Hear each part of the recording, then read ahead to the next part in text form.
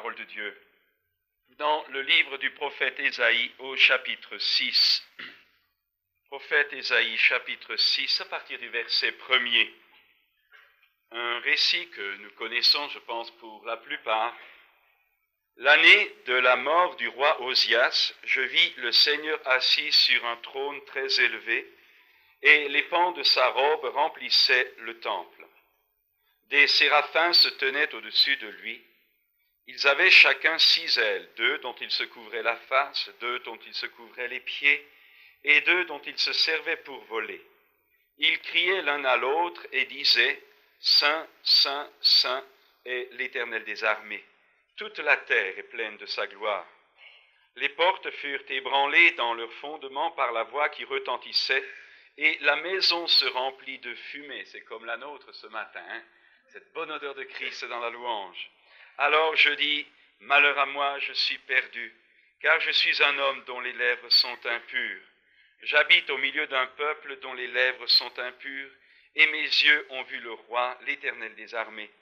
Mais l'un des séraphins vola vers moi, tenant à la main une pierre ardente, qu'il avait prise sur l'autel avec des pincettes. Il en toucha ma bouche et dit, « Ceci a touché tes lèvres, ton iniquité est enlevée et ton péché est expié. » J'entendis la voix du Seigneur disant, « Qui enverrai-je et qui marchera pour nous ?» Je répondis, « Me voici, envoie-moi. » Il dit alors, « Va et dis à ce peuple, vous entendrez et vous ne comprendrez point, vous verrez et vous ne saisirez point. Rends insensible le cœur de ce peuple, endurcis ses oreilles et bouche-lui les yeux, pour qu'il ne voie point de ses yeux, n'entende point de ses oreilles, ne comprenne point de son cœur, ne se convertisse point et ne soit point guéri. Je dis, jusqu'à quand, Seigneur? Et il répondit, jusqu'à ce que les villes soient dévastées et privées d'habitants, jusqu'à ce qu'il n'y ait personne dans les maisons et que le pays soit ravagé par la solitude, jusqu'à ce que l'Éternel ait éloigné les hommes et que le pays devienne un immense désert. Et s'il y reste encore 1/10 des habitants, ils seront à leur tour anéantis. Mais comme le térébinthe et le chêne conservent leur tronc quand ils sont abattus, une sainte postérité renaîtra de ce peuple. J'aimerais ce matin, en partant tout simplement de ce récit où il y a une balance, si vous voulez, ou plutôt où il y a 2 pôles, il y a d'abord la révélation de Dieu et puis ce message un petit peu dur qui est confié à Ésaïe et puis la promesse future d'un reste qui renaîtra des cendres. Eh bien, j'aimerais ce matin nous rappeler quelques principes de base et puis ensuite aller un petit peu plus loin. Le premier principe de base que nous trouvons dans cette lecture, ou plutôt dans cette relation que Ésaïe vient d'avoir avec l'Éternel des armées, là il est transporté, il a une révélation, les cieux s'ouvrent, l'Esprit de Dieu lui ouvre l'esprit, et à ce moment-là il est transporté là devant le trône de Dieu. Il voit les chérubins et tout de suite le ton est donné, il entend ces fameux mots, Saint, Saint, Saint est l'Éternel, le Dieu des armées. Vous avez tout dans ces mots, la sainteté, la puissance, l'Éternel des armées et l'éternité aussi, l'Éternel des armées. Et Ésaïe est bien sûr saisi et il tombe là à genoux et automatiquement il réalise quelque chose. Qu'est-ce qu'il réalise? Il réalise que dans son cœur et sur ses lèvres, c'est-à-dire dans ses paroles, il y a de l'iniquité. Et puis alors il dit, malheur à moi, j'ai vu le Dieu vivant, et puis il y a un chérubin qui vient, qui lui donne qui prend un morceau de tison ardent, mais l'un des séraphins vint vers moi, tenant à la main une pierre ardente qu'il avait prise sur l'autel avec des pincettes. Il lui toucha les lèvres, il fut purifié, il lui dit, ton péché est expié. Et puis ensuite, vous avez la voix de l'Éternel qui se fait entendre, qui enverrai-je, qui enverrons-nous, qui enverrai-je, et qui marchera pour nous. Et puis vous avez Ésaïe qui répond, me voici, envoie-moi, et puis alors c'est le message qu'il doit apporter. Frères et sœurs, dans cette courte lecture, vous retrouvez l'itinéraire spirituel de chacun d'entre nous, et si nous ne le retrouvons pas, il est important que nous le retrouvions et que nous voyions ce matin où nous en sommes.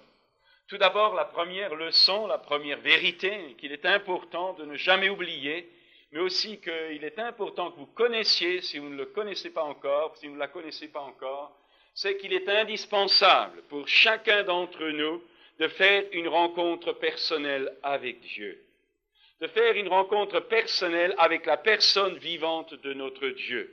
Dieu n'est pas une idée, Dieu n'est pas une philosophie, Dieu n'est même pas une puissance, Dieu n'est même pas un courant spirituel, Dieu n'est même pas une sorte de manifestation, Dieu est une personne, c'est un père pour ses enfants.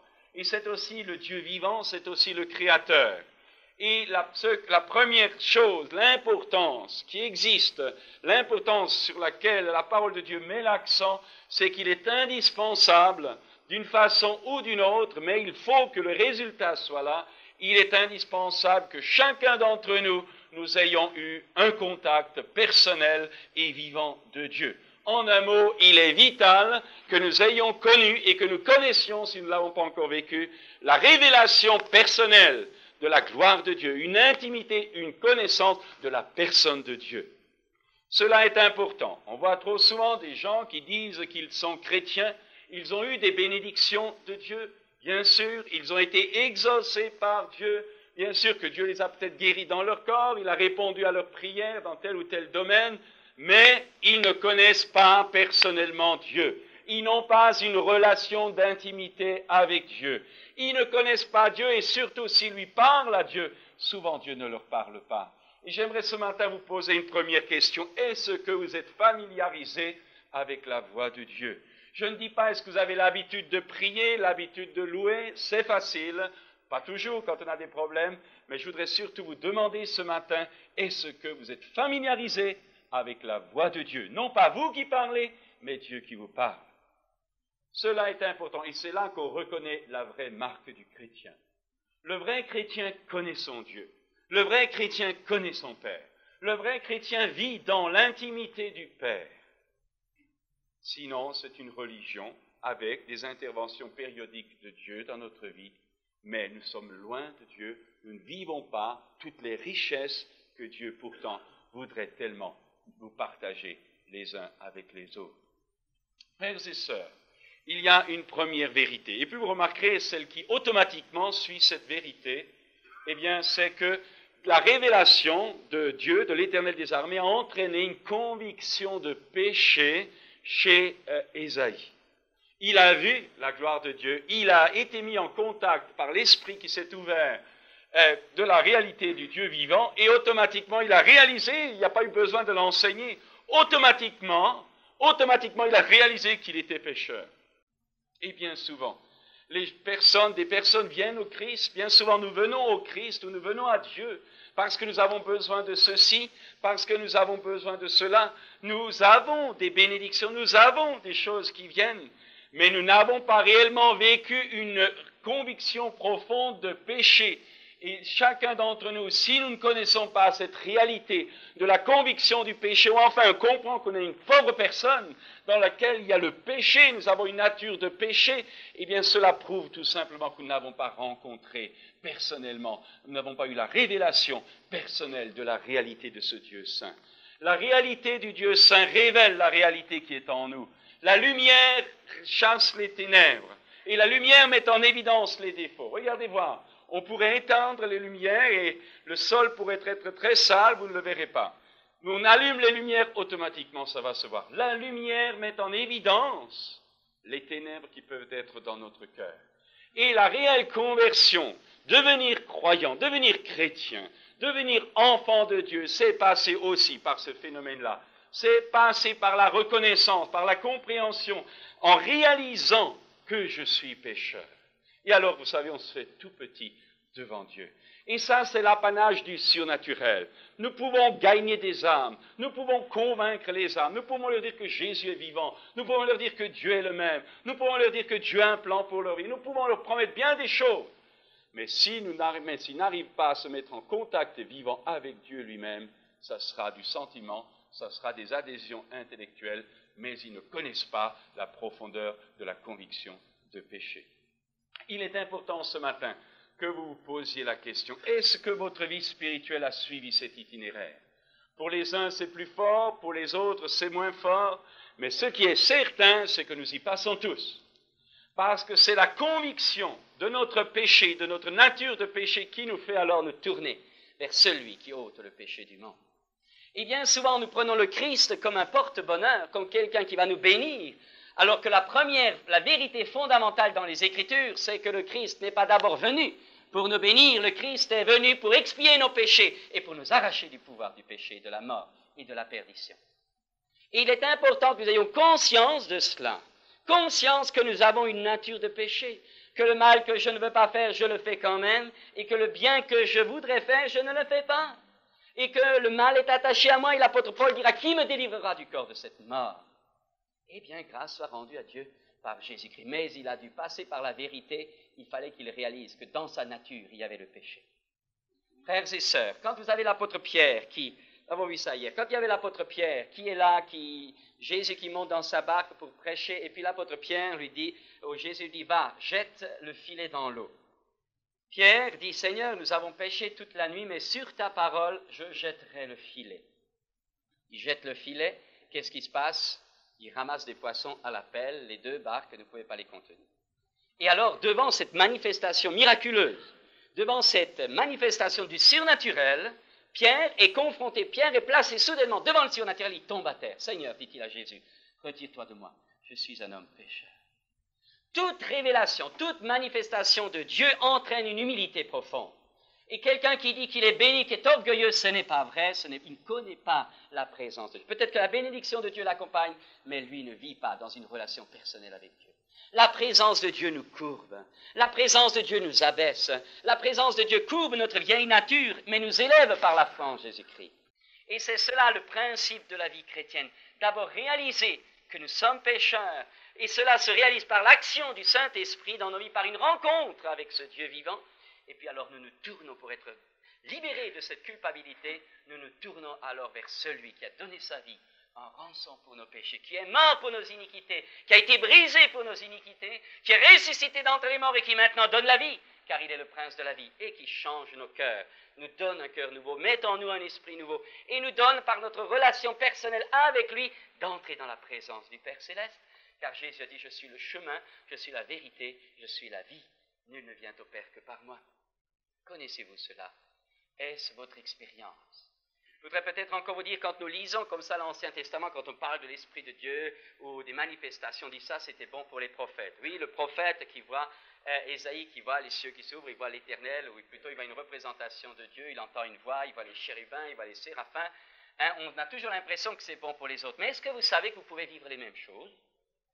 Est-ce que vous savez que la parole de Dieu nous promet, pour notre dispensation, qui est la dispensation de l'Esprit Saint, est-ce que vous savez que vous êtes appelés à vivre les mêmes choses, car la parole de Dieu dit, de la part de Dieu, je répandrai de mon esprit sur toute chair.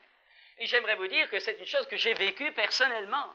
Je pourrais vous le raconter, je ne veux pas, mais l'Esprit qui sauve, l'Esprit de Dieu qui descend, la Seigneurie de Jésus, la gloire de Dieu et la conviction de péché, ce sont des choses encore réelles aujourd'hui. Ce sont des choses que Dieu offre à ses enfants, ce sont des choses que Dieu donne à son peuple. Alors son peuple est fort. Alors son peuple est puissant parce qu'il sait en qui il a cru. Et il va de l'avant parce qu'il sait alors qu'il n'est plus de ce monde, mais qu'il est envoyé dans le monde comme le sel de la terre. Chers amis, ce matin, il est parfois bon de réaliser que les bénédictions ou les expériences spirituelles et surnaturelles ne sont pas seulement pour les autres, elles sont pour chacun d'entre nous, bien entendu, dans la fonction, selon la vocation aussi que Dieu nous a adressée. Nous ne sommes pas tous des prophètes, mais que l'Esprit descende sur chacun de son peuple, c'est écrit. Donc chacun d'entre nous, nous pouvons avoir les cieux ouverts. Chacun d'entre nous, nous pouvons faire une expérience de la réalité de Dieu. Car l'Esprit prend de ce qui est à Dieu et nous l'annonce. L'Esprit sonde les profondeurs de Dieu. Jésus dira, il prendra de ce qui est à moi, il vous l'annoncera. Et le rôle du Saint-Esprit, qui est là ce matin, qui vit dans nos cœurs, mais qui veut nous couvrir, qui veut nous remplir de sa présence et qui veut nous immerger dans sa plénitude. Le rôle de l'Esprit, c'est de nous révéler le Père. Le rôle de l'Esprit, c'est de nous révéler le Fils. Le rôle de l'Esprit, c'est de nous maintenir et de nous approfondir dans un contact en profondeur avec notre Dieu qui est vivant. Dieu est Esprit, mais Dieu est Père. Et Dieu nous aime. Et alors quand on aime quelqu'un, vous communiquez avec lui. Si vous aimez quelqu'un, bien sûr qu'on aime que quelqu'un vienne vous parler, mais on aime aussi lui parler. Si vous prononcez le mot de amour dans la relation avec Dieu, il faut que vous entendiez le mot communication. Car le vrai amour communique. Et quand il n'y a pas d'amour, ou peu d'amour, ou quand l'amour est bloqué, il y a manque de communication. Donc l'amour de Dieu est réel, donc l'amour de Dieu, c'est aussi la communication entre Dieu et nous. Il nous est dit de Moïse qu'il parla avec l'Éternel bouche à bouche, comme un homme parle à son ami. Nous ne sommes pas des Moïse, nous ne serons peut-être jamais, puisqu'il a eu une vocation particulière, mais ce qui est certain, c'est que les promesses de la parole de Dieu et la réception du Saint-Esprit et le baptême dans le Saint-Esprit, l'immersion dans le Saint-Esprit, la relation intime que nous sommes appelés à faire avec notre Père dans la personne de Jésus, cela, c'est des choses réelles, évidentes, puissantes, expérimentales et accessibles à chacun d'entre nous. Jésus a dit, je ne vous laisserai pas orphelins. Frères et sœurs, connaissez-vous le Saint-Esprit? La personne du Saint-Esprit. Je ne dis pas une influence, je ne dis pas une puissance, je ne dis pas un bien-être, je ne dis pas un souffle, je dis la personne du Saint-Esprit. Connaissez-vous cette personne-là? Est-ce que vous êtes familiarisé là avec la voix de l'Esprit? Est-ce que vous êtes familiarisé avec la voix du Saint-Esprit? Aujourd'hui, le Père et le Fils nous parlent par le Saint-Esprit. C'est lui qui a été envoyé en remplacement de Jésus qui est monté au ciel et qui s'est assis à la droite de Dieu. Jésus est monté et le Saint-Esprit est descendu. Les œuvres que nous faisons et que nous sommes appelés à faire, c'est le Saint-Esprit qui veut les faire au travers de chacun d'entre nous. Les révélations prophétiques, tout à l'heure nous avons entendu une prophétie, eh bien, c'est le Saint-Esprit qui parle au travers des uns et des autres, utilisant les canaux, les miracles qui se font, c'est le Saint-Esprit qui les fait. La direction divine, la direction de notre vie que le Saint-Esprit veut communiquer, eh bien c'est le Saint-Esprit qui le fait. Sommes-nous sensibles? Sommes-nous ouverts? Sommes-nous réceptifs à la voix du Saint-Esprit? J'aimerais vous dire que le Saint-Esprit parle. J'aimerais vous dire que le Saint-Esprit dirige. J'aimerais vous dire que le Saint-Esprit est une personne réelle, authentique, concrète dans la vie du croyant. Connaissez-vous le Saint-Esprit? La personne du Saint-Esprit? La deuxième vérité que peut-être nous pourrions encore dire, c'est ceci. C'est que automatiquement, la révélation, l'introduction, la réception de la vie entraîne une modification de notre caractère, de notre volonté. Nous reconnaissons un chrétien définitivement dans la main de Dieu lorsqu'il accepte de dire et de faire, non pas ma volonté, mais ta volonté, Seigneur. La conversion authentique, c'est la conversion de la volonté. Jésus dira quoi? Pourquoi dites-vous Seigneur, Seigneur, et ne faites-vous pas ce que je dis? Un cœur désobéissant démontre un cœur qui n'est pas réellement converti. Une volonté qui ne fait que ce qui lui plaît sans accepter de se soumettre à l'autorité et à la seigneurie de Dieu et à sa volonté est une volonté qui n'est pas convertie. Et il est important que ce matin nous puissions aussi nous poser la question, est-ce que notre volonté est convertie? Vous savez, hier, nous écoutions une cassette, je crois que c'est hier soir ou jeudi soir, je ne me rappelle plus, où un frère disait que l'Église est partagée en deux.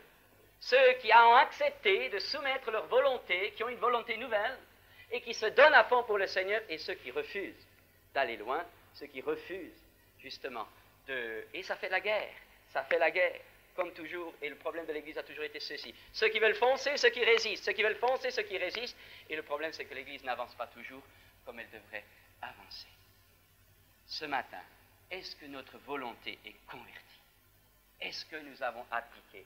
Et si nous n'avons pas abdiqué, c'est qu'il y a peut-être de fortes chances que nous ne connaissons pas réellement la personne de Dieu. Parce que celui qui connaît Dieu est tellement subjugué par cette révélation, par cette vérité qui pénètre son être tout entier, qu'il est là, non seulement il se met au bénéfice du sang du Christ pour son expiation, l'expiation de ses péchés, mais alors son être est tellement bouleversé qu'il dit, me voici, Seigneur, envoie-moi, envoie-moi. Jésus a dit qu'on reconnaissait l'arbre à ses fruits. C'est la deuxième vérité, je n'insiste pas. La troisième est différente encore. La troisième, c'est que lorsque cette rencontre avec Dieu est maintenue, est acceptée et développée, il y a un nouveau style de vie qui s'installe dans notre vie, dans notre foyer, dans notre maison et dans notre vie de chaque jour. Un nouveau style de vie. Jésus a très clairement montré cela lorsqu'il a lavé les pieds de ses disciples. Il a dit, vous savez que le soir de son arrestation, il a pris un vêtement, il s'est ceint et puis il a lavé les pieds de ses disciples. Je vous rappelle, bon, je n'insiste pas Pierre qui refusait parce qu'il ne comprenait pas, et souvent au début nous ne comprenons pas la méthode de Dieu, le style de vie de Dieu, parce que souvent notre cœur s'est donné au Seigneur, mais notre intelligence n'est pas encore changée. Alors il y a bagarre, on ne comprend pas, alors on résiste. Mais ce qui est important, c'est que la Pierre dit, Seigneur, non. Jésus dit, si je ne te lave, tu n'auras pas de part avec moi dans le royaume. Ce qui voulait dire qu'il fallait qu'il accepte cette leçon, sinon Pierre n'aurait pas eu de part avec le Seigneur dans son royaume. Et si c'était la part de Pierre, c'est aussi la nôtre. Et quelle était cette part? Ou plutôt, quel était cet enseignement que Jésus voulait lui donner? Quelle était cette loi spirituelle que Jésus était en train de pratiquer devant lui? Eh bien, tout simplement, il leur a lavé les pieds, et puis il a dit, comprenez-vous ce que je vous ai fait? Vous m'appelez Seigneur, c'est vrai, je le suis, mais, et il donne cette loi, le plus grand parmi vous, c'est celui qui sert.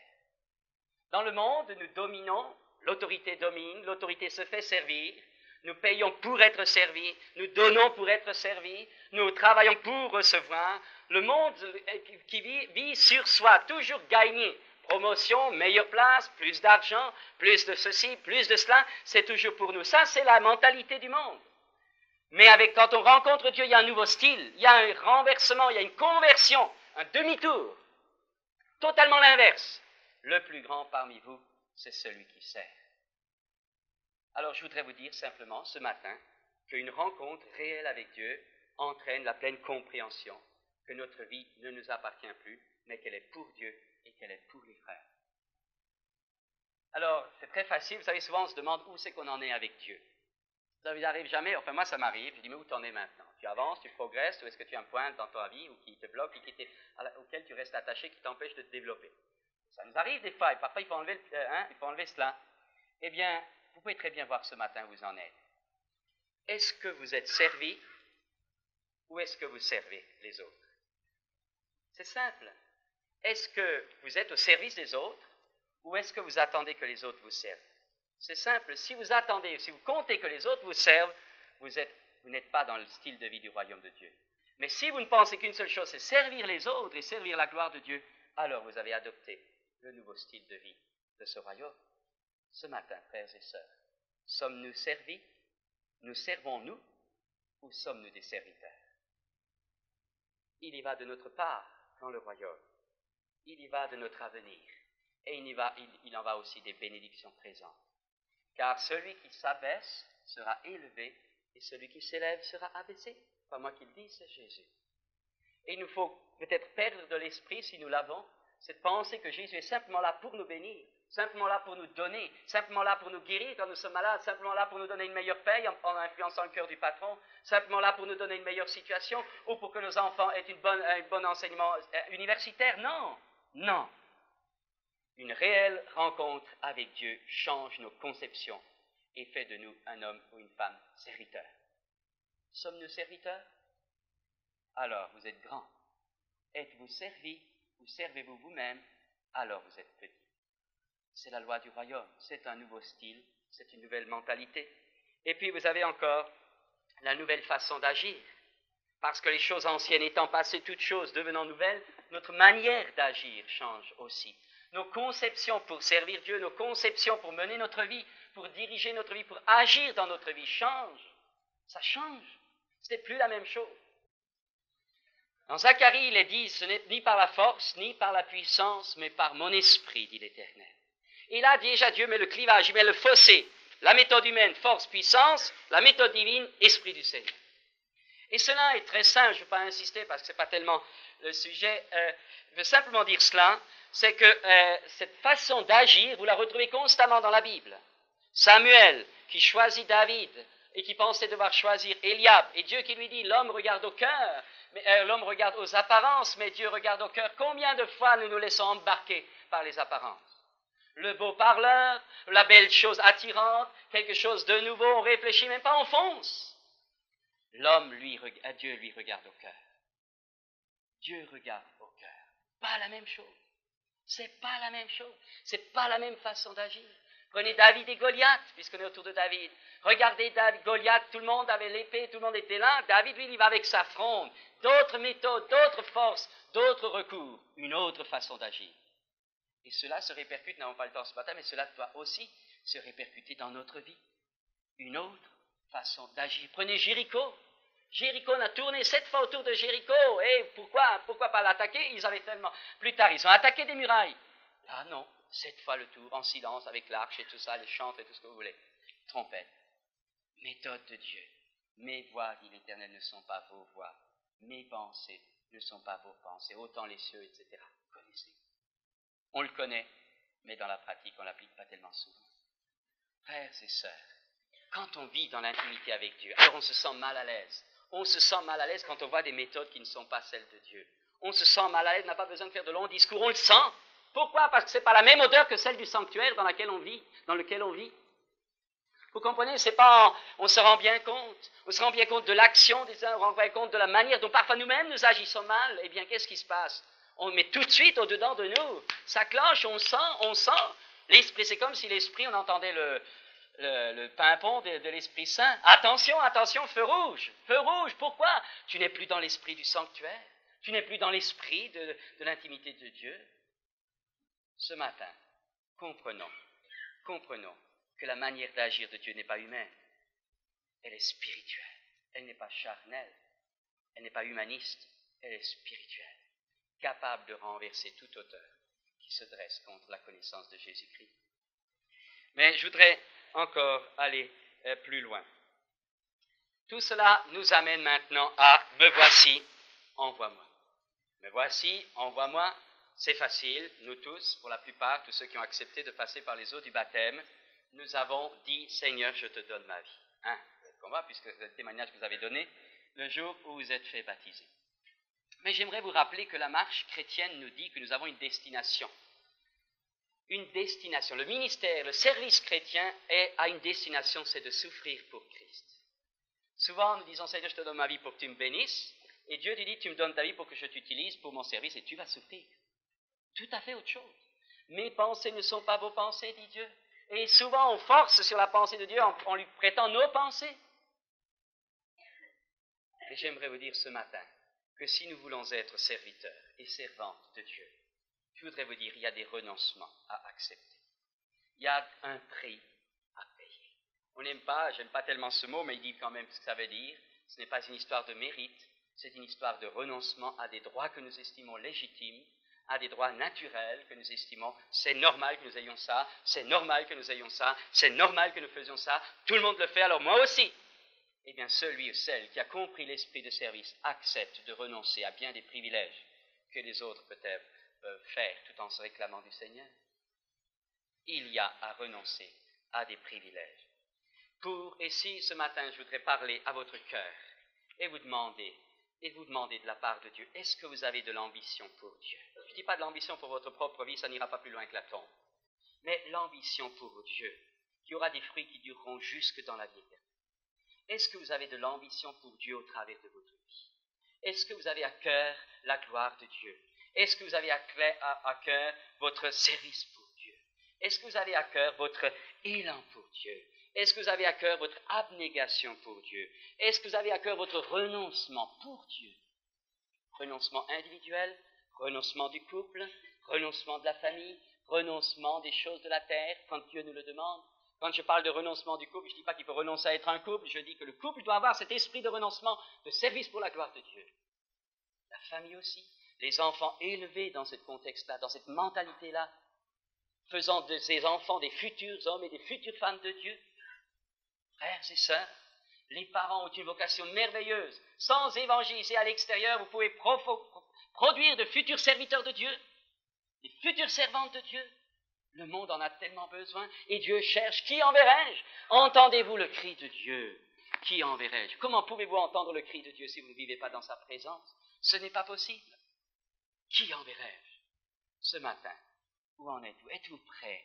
Êtes-vous prêt à mettre votre vie sur l'autel? Êtes-vous prêt à renoncer à vous-même? Je ne dis pas ça, Dieu va vous bénir. Je dis tout simplement que ce que dit Jésus, si vous ne renoncez pas à vous-même, vous perdrez votre vie, cousin. Pas moi qui le dis, c'est la Bible.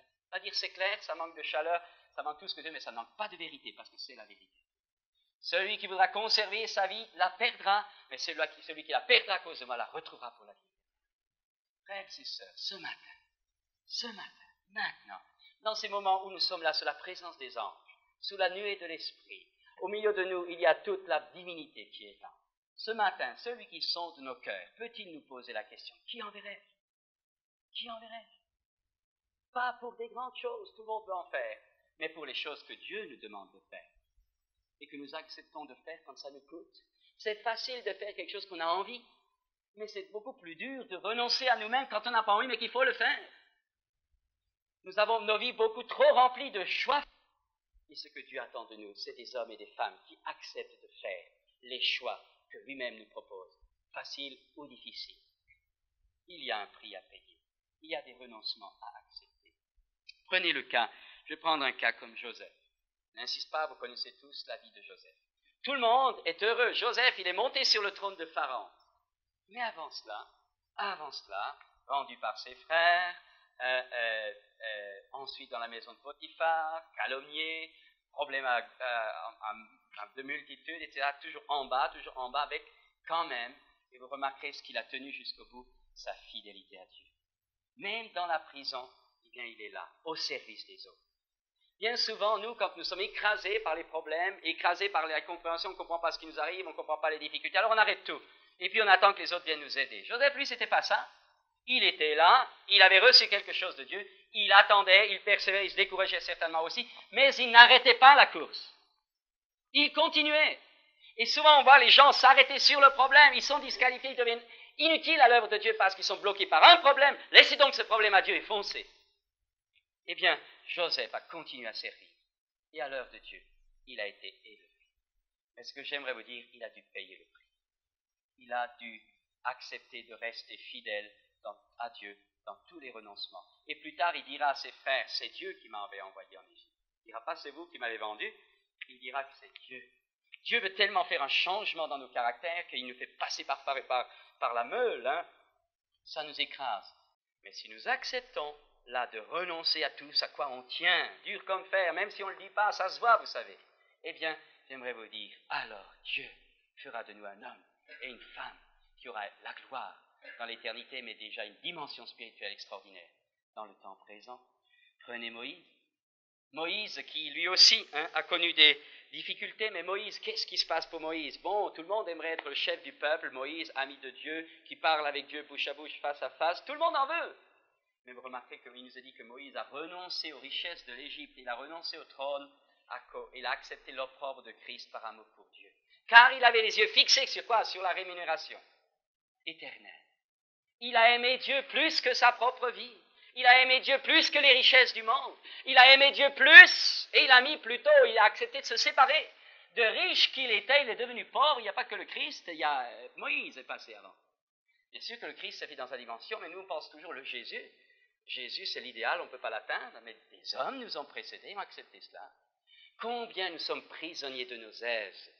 Combien on ne veut pas manquer de ça, on ne veut pas manquer de ça, et puis on pense. Et puis, combien de cette mentalité du monde parfois nous a pénétrés, où c'est l'argent qui dicte notre direction spirituelle. On gagne plus, on va là. On ne se demande pas si Dieu veut qu'on reste à cette place, on gagne moins parce qu'il y a un témoignage à faire. L'intérêt personnel. Frères et sœurs, l'intérêt personnel, c'est le poison dans le monde chrétien. On ne pense qu'à soi. L'Église, on vient pour soi. On attend quelque chose pour soi. Toujours l'intérêt, alors que Jésus dit, le plus grand, c'est celui qui sert. Moïse a renoncé. J'aimerais dire, s'il faut qu'on vive que dans une seule pièce, personnellement, on l'a vécu au début de notre couple, eh bien, si c'est la volonté de Dieu, c'est une excellente formation. Tandis que, je veux dire, aussi, il faut qu'on vive au jour le jour avec du pain et de l'eau pendant quelque temps. Vous savez, il a dit, ça a peut-être besoin de jeûner à ce moment-là, mais tout ça, c'est calculé par Dieu, mais Dieu ne le lâchera pas. Acceptons de renoncer, acceptons d'être libérés de tant de choses qui nous tiennent. Frères et sœurs, celui qui cherche son propre intérêt ne révèle pas l'Esprit de Christ. Celui qui cherche l'intérêt des autres montre que l'Esprit de Dieu est en lui. Nous devons nous libérer des conceptions du monde. Moïse a renoncé à la royauté, Moïse a renoncé à l'argent qu'il aurait pu gagner, Moïse a renoncé au trône, Moïse a renoncé à tout. Pourquoi? Pour Dieu et pour le peuple. Vous pouvez encore dire ceci, rappelez-vous Jérémie Jérémie qui a connu une autre chose, une autre dimension. Quand vous analysez la vie de Jérémie, c'est une vie malheureuse. Une vie constamment dans le malheur. Et il a mal terminé, Jérémie. Nous espérons dire, si je suis fidèle à Dieu, même s'il m'arrive un coup dur, je m'en sortirai. Et puis plus tard, Dieu me bénira. Mais j'aimerais vous dire qu'il est peut-être possible que Dieu ne vous sauve pas de la mort physique. Vous savez, c'est l'évangile, ça. Ne pensez pas qu'en priant tout le temps, qu'un jour, Dieu peut-être n'acceptera pas que vous mouriez. Mais alors, Étienne, est-ce qu'il était abandonné de Dieu? Non, il est mort, lapidé. Ah, ne me parlez pas de lapidation, j'aimerais vous le dire. Peut-être ça nous attend, quelques-uns d'entre nous. C'est l'évangile, il n'y en a pas d'autre. Destiné à souffrir pour régner avec lui. Si nous souffrons avec lui, nous régnerons avec lui. Ne pensez pas que Dieu va toujours vous sortir, que Dieu va vous donner une table d'abondance tous les jours. C'est pas vrai, parce que ce serait très mauvais pour la cellulite. L'apôtre Paul a dit, j'ai souffert la faim et la soif. Il n'est jamais mort, mais il a souffert ces choses-là pour être libre, dégagé de tout lien. Frères et sœurs, changeons si nous avons une fausse conception de l'Évangile. C'est un engagement de notre esprit, de notre âme et de notre corps. Ah, l'esprit, le cœur, on veut bien. Le corps, hein? Frères et sœurs, Jérémie a eu une vie malheureuse. Malheureuse quand c'est un homme de malheur. D'ailleurs, les lamentations de Jérémie, ça vient de lui, hein? Mais vous regardez que la fin même de Jérémie a été une fin de disgrâce. Il a été emmené par ceux mêmes qu'il avait servi. Il était emmené en Égypte, on n'a plus eu de nouvelles, il est mort là dans la déportation. Un pauvre malheureux, qui pourtant a été fidèle pendant toute sa vie. Toute sa vie fidèle, toute sa vie en contre-courant avec les autres. Toute sa vie découragé parfois. Et Dieu qui lui disait, attention, si tu trembles, alors je te ferai trembler. Alors, hein? Attention, puis autre chose. Et puis Dieu lui dit, comment? Si tu te fatigues avec des piétons, en courant avec des piétons, mais qu'est-ce que tu vas faire avec les chevaux? Si tu ne te sens en paix que dans les contrées paisibles, qu'est-ce que tu vas faire sur les rives orgueilleuses du Jourdain? Dieu voulait lui montrer que s'il craquait quand il y avait des petits problèmes, mais qu'est-ce qu'il allait faire plus tard quand il y en aurait des grands?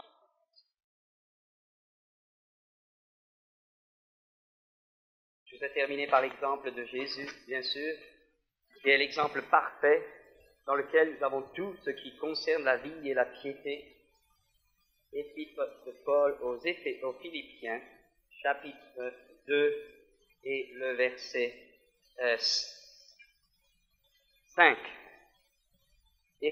Philippiens 2, 5. Ayez en vous les sentiments qui étaient en Jésus-Christ, lequel, existant en forme de Dieu, n'a point condition de Dieu ou en manifestation de Dieu, n'a point regardé comme une proie à arracher d'être égal avec Dieu, mais s'est dépouillé lui-même en prenant une forme de serviteur, en devenant semblable aux hommes, et ayant paru comme un simple homme, il s'est humilié lui-même, se rendant obéissant jusqu'à la mort, même jusqu'à la mort de la croix. Le grand problème dans nos vies et dans nos cœurs et dans nos volontés, c'est que nous n'aimons pas obéir. On dit que le Français, il n'aime pas obéir, mais le Français, il sera perdu, tout simplement. C'est pourquoi aussi, Dieu l'a souverainement élevé et lui a donné le nom qui est au-dessus de tout nom, afin qu'au nom de Jésus, tout genou fléchisse dans les cieux, sur la terre et sous la terre, et que toute langue confesse que Jésus-Christ est Seigneur, à la gloire de Dieu, de Dieu le Père. Ainsi, mes bien-aimés, comme vous avez toujours obéi, travaillez à votre salut, vous travaillez votre salut avec crainte et tremblement, non seulement comme en ma présence, mais bien plus encore maintenant que je suis absent, car c'est Dieu qui produit en vous le vouloir et le faire selon son bon plaisir. Qu'est-ce que ça veut dire, ça? Si j'ai pas envie, c'est que tu n'as pas produit le vouloir? Non. C'est que si je réalise que je n'ai pas envie, Seigneur, donne-moi le vouloir. Si je réalise que je ne peux pas, Seigneur, donne-moi la possibilité par ton esprit. Laissez pas les mains dans les poches en attendant que ça tombe. Vous pouvez attendre 100 années, ça ne tombera jamais. Ce qui compte, c'est que nous ayons à cœur ces choses-là, que Dieu veut établir, que Dieu veut libérer, que Dieu veut manifester, que Dieu veut faire grandir. Frères et sœurs, Jésus s'est humilié et c'est pour cette raison qu'il a été élevé. Ce matin, au travers de la Sainte Seine, je vous propose de choisir. Faire un choix. Soit la gloire avec le Seigneur là-haut dans une position de victoire, soit au contraire, une vie de raté, une vie de chrétien rétrograde qui ne veut pas bouger et qui de plus en plus descendra tout bas. Le choix, Moïse dira de la part de l'Éternel, je place devant toi un chemin de vie, un chemin de mort. Et l'exhortation de Dieu, c'est choisir la vie. Chaque fois que nous prenons la Sainte Seine, nous l'avons le dimanche dernier, c'était pour se nourrir. Mais c'est aussi un choix de service que nous faisons. lorsque nous prenons le pain et le vin, lorsque nous communions au corps et au sang du Christ. Pourquoi? Parce que nous communions à la vie qui s'est humiliée et qui a été élevée. Ce matin, Jésus nous laisse un exemple, afin que nous suivions ses traces. Et vous remarquerez que dans la personne de Jésus, vous avez tous les caractères qui nous sont nécessaires pour notre vie. Et le Saint-Esprit prendra de ce qui est à lui, l'inscrira dans nos vies, le développera au-dedans de nous, afin que de gloire en gloire, nous parvenions à sa statue et que nous puissions ainsi glorifier notre Dieu, sauver les âmes qui en ont besoin, et puis manifester la réalité du royaume de Dieu au milieu de nous par des signes, par des prodiges, par des miracles. Le royaume de Dieu, c'est tout cela, mais il commence par le commencement. Il nous a dit des Philippiens qu'ils se sont d'abord donnés eux-mêmes. Ce matin, voulons-nous reproduire cet engagement que nous avons peut-être pris il y a des années?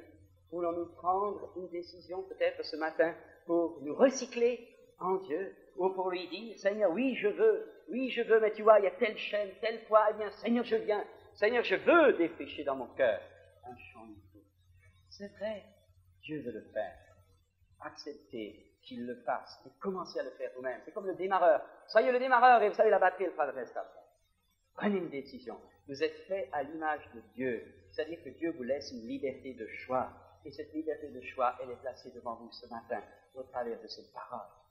Mes frères et sœurs, n'oubliez jamais que le résultat de votre vie ne sera que le résultat de vos choix. Il y a des lois. Par exemple, je vais prendre, si vous mettez du sel dans la soupe, elle sera salée. Si vous mettez du sucre, elle sera sucrée. C'est une loi de la nature. Eh bien, vous faites un choix, vous en supportez les conséquences ou vous bénéficiez des conséquences. Les choix nous appartiennent, la conséquence alors appartient à Dieu. Frères et sœurs, ce matin, faisons le bon choix. Le bon choix, c'est-à-dire encore davantage marcher avec le Seigneur, encore davantage nous consacrer, nous débarrasser des choses de ce monde qui sont souvent là, les tentations de la vie qui sont là. Mais le Seigneur est vivant, il est bien plus fort que cela. Il est plus fort que nos cœurs. Si ce matin, pendant que j'ai parlé, vous sentez écrasé, eh bien, laissez-moi vous dire, c'est facile. Dites au Seigneur, Seigneur, tu vois, il y a tel problème ce matin, tu es constant. Alors Seigneur, je veux que tu m'en débarrasses. Je veux changer, je veux grandir, je veux m'épanouir, je veux être heureux dans ma vie chrétienne, non pas avoir un visage à midi et demi. Je veux être dans la joie de l'Esprit, je veux être rempli du Saint-Esprit, je veux être baptisé dans le Saint-Esprit, mais je veux voir des miracles dans ma vie, et je veux voir des miracles se faire au travers de ma vie, pas toujours au travers des autres. Je veux pas être un indigent, je veux être riche comme mes frères, parce que j'ai le même droit que mes frères, j'ai le même héritage que mes frères. C'est ça, vous avez les mêmes droits que nous pour la bénédiction de Dieu, pour voir Dieu répondre, voir des miracles, des prodiges, des signes, mais c'est pas pour un, c'est pas pour l'autre, c'est pour tous. Car Dieu veut répandre son esprit sur toute chair. Alors, se peut-il que vous préfériez des citernes crevassées, qui ne retiennent pas l'eau, qui vous désaltéreront pendant quelques années, après ce sera la fin? Ou est-ce qu'au contraire, vous choisissez la source de vie, qui est le Seigneur, et son esprit d'engagement? Frères et sœurs, vous ne pouvez pas servir deux, c'est pas possible. Ou l'un, ou l'autre. Ou l'un, ou l'autre. Je dis cela pour que vous puissiez comprendre qu'il faut de temps en temps faire un choix. Mais n'oublions pas que notre vie sera le résultat de nos choix. Ce que je sème, je le récolte. Ce que je plante, pas quoi. Vous plantez pour la vie éternelle, vous héritez la vie éternelle. Vous plantez pour ce monde, vous héritez le monde. C'est simple. Mais nous ne sommes pas de ceux-là. Nous sommes ceux qui ont planté et qui sèment pour la gloire de Dieu, pour la vie éternelle, pour le salut des âmes, pour l'avènement du règne du Christ. Nous sommes de cette race-là. Nous sommes de la race de Dieu. Nous sommes les enfants d'un même Père. Et nous sommes les frères d'un même Frère. Nous avons la même vision, nous avons les mêmes ambitions, et nous comptons sur lui pour nous amener à sa ressemblance.